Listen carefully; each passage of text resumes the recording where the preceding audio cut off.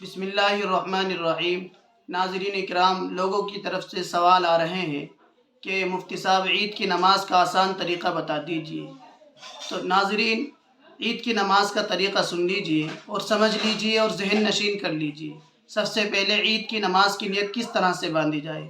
بزرگوں، یہ بات سمجھ لینی چاہیے کہ عید کی نماز کی نیت دل کے ارادے کا نام ہی نیت ہے۔ اگر کوئی زبان سے ادا کرنا چاہے تو وہ ان الفاظوں میں ادا کر سکتا ہے کہ نیت کی میں نے 2 رکعت نماز عید الاضحیٰ واجب مع زائد 6 تکبیروں کے، یعنی زائد 6 تکبیروں کے ساتھ واسطے اللہ تعالیٰ کے پیچھے اس امام کے رخ میں کعبہ شریف کی طرف اللہ اکبر، ان الفاظ کے ذریعے سے نیت کو ادا کیا جا سکتا ہے۔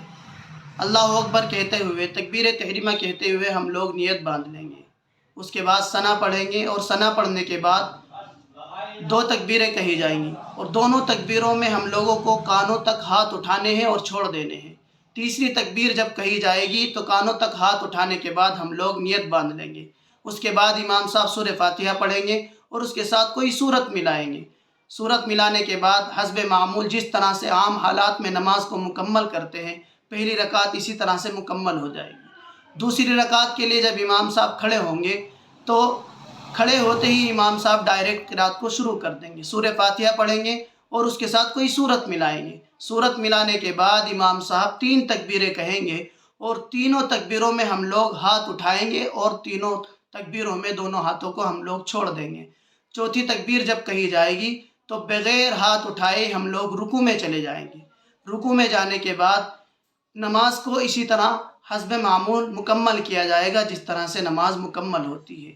نماز مکمل ہو جائے گی۔ نماز کے مکمل ہونے کے بعد امام صاحب خطبہ پڑھیں گے، تو ہم لوگوں کو بھی خطبہ امام صاحب کے ساتھ ان کی طرف کو دیکھ کر کے بغور سننا ہے، نہ ہی کسی سے بات کرنی ہے، نہ ہی کسی سے کسی طرح کا کوئی اشارہ کرنا ہے، اور نہ ہی کسی طرح کا کوئی چندہ اس وقت میں ہم لوگوں کو کرنا ہے۔ اس کے بعد جب خطبہ مکمل ہو جائے گا تو دعا ہوگی، اور دعا ہونے کے بعد ہم لوگ اپنی اپنی قربانی میں مشغول ہو جائیں گے۔ دعا کرتے ہیں کہ اللہ تبارک و تعالیٰ آپ کی قربانی کو قبول فرمائے۔ امید ہے کہ آپ لوگوں کو یہ بات سمجھ میں آ گئی ہوگی۔ اللہ تعالیٰ ہم سب کے اعمال کو، نیک اعمالوں کو قبول فرمائے۔